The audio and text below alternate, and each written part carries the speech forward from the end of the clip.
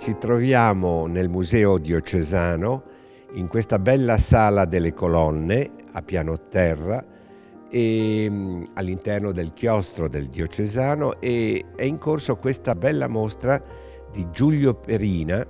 artista mantovano che ha attraversato praticamente tutto il Novecento. Nasce nel 7, muore nell'85 dello scorso secolo,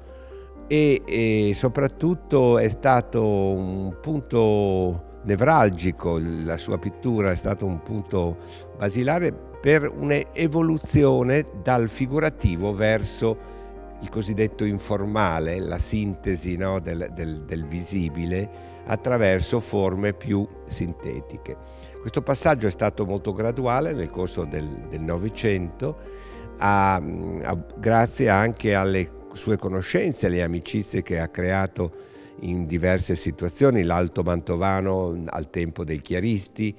la grande conoscenza con Renato Birolli a Verona e a tutta la corrente chiamata appunto corrente pittorica, e successivamente anche la mostra importante che lui vide a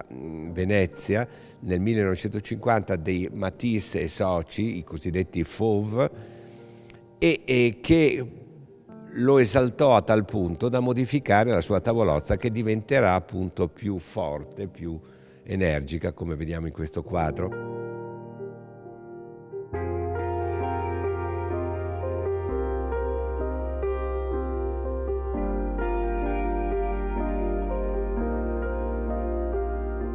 Questa mostra raccoglie circa 40 opere del maestro,